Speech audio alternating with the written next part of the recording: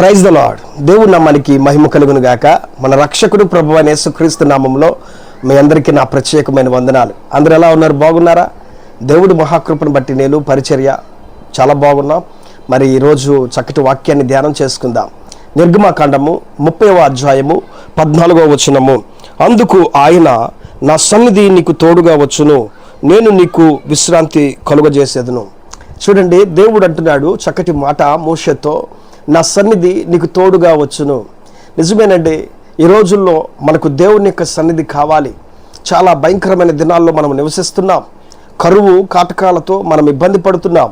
Bomb దాడులతో, యుద్ధ సమాచారాలతో, మరి ఎన్నో రకాల కరువులతో సతమతమవుతూ ఎంతగానో ఇబ్బందుల్లోకి గురవుతూ చాలా అనేక రకమైనటువంటి పరిస్థితుల్లో నుంచి మనం వెళ్తున్నాం. ఈ భయంకరమైన దినాలలో దేవుని యొక్క సన్నిధి మనకు తోడుగా రావాలి. మోషే అదే దేవుణ్ణి అడుగుతున్నాడు, దేవా, మేము ఇక్కడి నుంచి వెళ్ళాలంటే నా తండ్రి నీ సన్నిధి మాకు తోడుగా రావాలయ్యా. నీ సన్నిధి మాకు తోడుగా లేకపోతే మేము ఇక్కడి నుంచి వెళ్ళలేము నా తండ్రి, నీ సన్నిధి మాకు తోడుగా ఉంచయ్యా అని చెప్పి ప్రార్థన చేస్తే దేవుడు అంటున్నాడు మోషేతో, మోషే, నా సన్నిధి నీకు నీ ప్రజలకు తోడుగా వస్తుంది. గ్యారంటీగా నేను నీకు తోడుగా ఉండి నిన్ను నడిపిస్తాను అని చెప్పి ఆయన ఇక్కడ వాగ్దానం చేస్తున్నట్లుగా బైబిల్లో మనం చూస్తున్నాం. పిల్లారా, బైబిల్లో మీరు చూసినట్లయితే దేవుని సన్నిధిలో నిలవవలసినటువంటి వారు దేవుని సన్నిధిలో నిలబడకుండా, దేవుని సన్నిధిలో తమ కాలాన్ని గడపకుండా, దేవుని సన్నిధిలో ఉన్నటువంటి భద్రతను ఆశీర్వాదాలను అనుభవించకుండా దేవుని సన్నిధిని విడిచిపెట్టి వెళ్ళటం వల్ల ఎన్నో ప్రమాదాలు, ఎన్నో ఇబ్బందులు చిక్కున్న వారిని మనం చూస్తూ ఉంటాం. యోనా గ్రంథము 1వ అధ్యాయము 1 నుంచి మీరు చూసినట్లయితే యోనా భక్తుడి గురించి ఒక చక్కటి మాట ఉందేంటో తెలుసా? యోనా దేవుని సన్నిధిలో నిలవవలసిన వ్యక్తి యెహోవా సన్నిధిలో నిలవక అతడు తర్షీషునకు వెలుటకు కెవ్వు కట్టించుకొని ఓడ ఎక్కి బయలుదేరుతున్నట్లుగా మనం చూస్తున్నాం. ఆ మాటకు ముందు అంటున్నటువంటి మాట, దేవుని సన్నిధిలో ఉండవలసినటువంటి వ్యక్తి, దేవుని సన్నిధిలో నిలవవలసినటువంటి వ్యక్తి యెహోవా సన్నిధిలో నిలవకుండా వెళ్ళిపోతున్నాడు. దేవుని సన్నిధిలో భద్రత ఉందని అతనికి తెలుసు. దేవుని యొక్క సన్నిధిలో శాశ్వత జీవం ఉన్నదని ఆయనకి తెలుసు. దేవుని యొక్క సన్నిధిలో ఆదరణ ఉన్నది, ఆశీర్వాదం ఉంది, ఎంతో గొప్ప అభిషేకం ఉన్నది. ఆయన సన్నిధిలో ఎంతో గొప్ప వర్ధిల్లబడేటువంటి దీవెనలు, జీవితము, గొప్ప ఆశీర్వాదకరమైనటువంటి బ్రతుకులు ఉన్నవి. కానీ ఆయన సన్నిధిలో నిలవవలసినటువంటి సేవకుడు ఆయన సన్నిధిని విడిచిపెట్టి తర్షీషునకు వెళ్ళటం వల్ల మార్గ మధ్యంలోనే, సముద్రంలోనే మరి ఓడలో పెద్ద ప్రమాదాన్ని చూసినట్లుగా ఆ తర్వాత దేవునికి మొరపెట్టి ప్రార్థించినప్పుడు దేవుడు అతని జీవితంలో కార్యాలు చేసి ఆ చేప ద్వారా దేవుడు అతన్ని బ్రతికించి, చేప ద్వారా దేవుడు 3 రాత్రులు కాపాడి 3 రోజుల తర్వాత నినివే పట్టణానికి దేవుడు అతన్ని తీసుకుని వెళ్ళి అక్కడ కక్కించినట్లుగా బైబిల్లో మనం చూస్తున్నాం. యెహోవా సన్నిధిలో గొప్ప ఆశీర్వాదం ఉంది.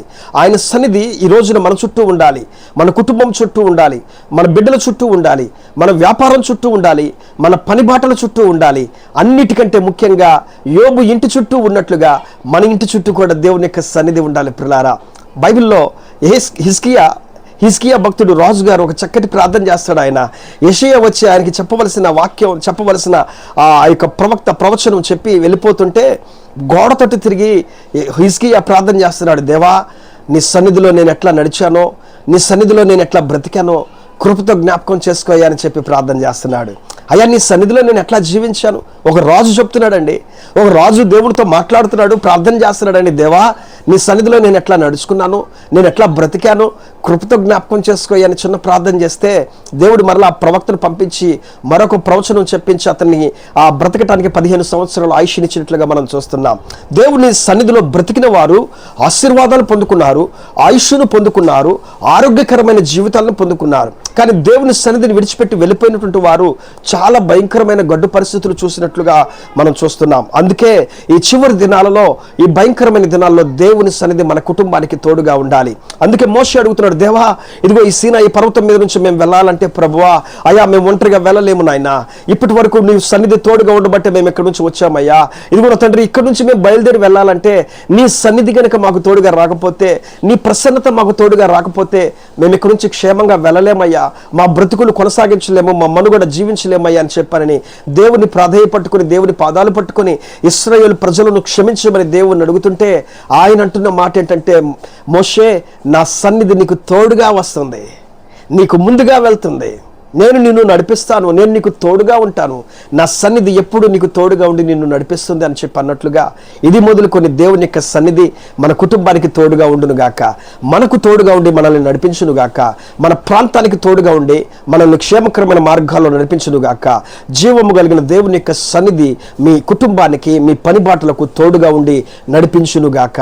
ఆమేన్. ప్రేమ కలిగిన తండ్రి, గొప్ప దేవుడు యేసయ్య, ఈ వాగ్దానం ఎంతమంది అయితే చదివి ఉన్నారు, విని ఉన్నారు, వారి జీవితాలు మీరు అద్భుతమైన కార్యాలు చేసి నాయన నీ సన్నిధిని మీరు తోడుగా ఉంచి క్షేమకరమైన మార్గాల్లో నాయన మీరే తోడుగా ఉండి నడిపించమని, వర్ధిల్ల చేయమని యేసు నామములో ప్రార్థించి అడిగి వేడుకుంటున్నాం పరమ తండ్రి. ఆమేన్, ఆమేన్. ఈ వాక్యం మీకు ఆశీర్వాదకరంగా ఉంటే, దీవెనకరంగా ఉంటే ఈ ఛానల్ని సబ్స్క్రైబ్ చేయండి, ఈ వాక్యాన్ని ఇతరులకు షేర్ చేయండి. దానివల్ల దేవుని యొక్క వాక్యం బయటికి వెళ్తుంది.